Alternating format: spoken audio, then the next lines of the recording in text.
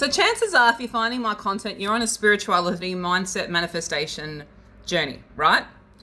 And one thing that I would really like to teach you over anything, over law of attraction, assumption, the I am teachings, affirmations, all of that, neuroscience, whatever it is, the biggest key that you need to this stuff is tenacity, consistency, patience, and grace with yourself, okay?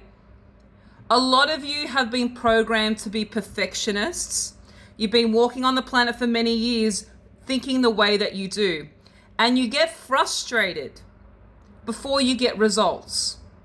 That's the biggest key here. The consistency, the persistence and tenacity, and grace when you get disappointed. You need to get back up. The biggest thing here is learning to build your muscle of resilience and learning that your feelings and your emotions and the things that you fear are exactly what's keeping you stuck.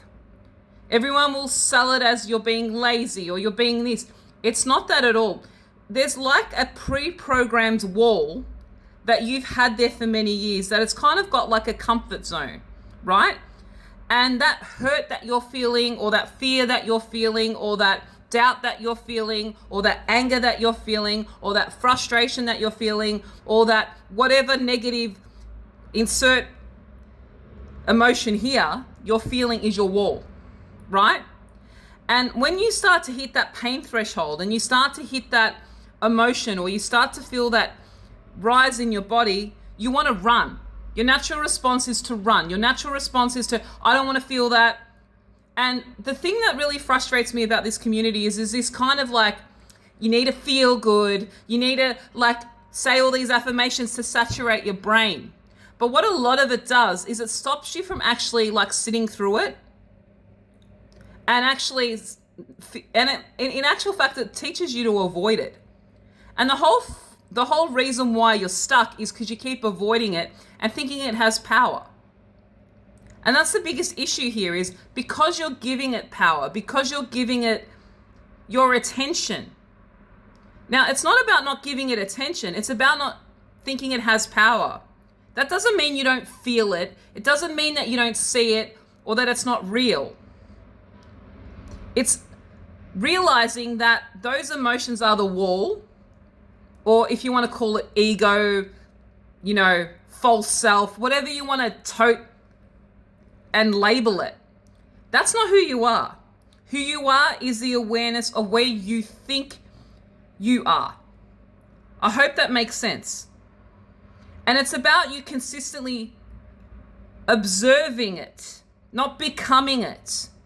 And a lot of people call this victim mindset, scarcity mindset. It's not even about calling yourself a victim, right? A lot of you get hung up on labels as well. Oh, you hear a word and you get triggered. When you get triggered, that is a wall, all right? You should look at your triggers and your emotions and all of these things that are coming up and thank them. Even if they feel like crap, because what they do is they are your internal guidance system to what is your wall. And a lot of you hit the wall, don't get the results, and give up. But what you need to do is look at that wall and go, show me more of the wall. And this is not where you start to try to yell at the wall or scream at the wall, because a lot of you actually try to approach this anger, frustration, doubt, and fear within yourself with aggression. Okay, that's not who I am. What about saying, thank you for showing me who I am. I see you. I don't need you to protect me anymore. I don't fear you. You're part of me, and that's okay. We've been taught with this fight mentality. What about grace? What about love for who we've been and where we're going? What about thanking ourselves for being on this journey and accepting that? But we've been taught to rip ourselves apart or walk around and tote affirmations like a banshee to saturate your mind.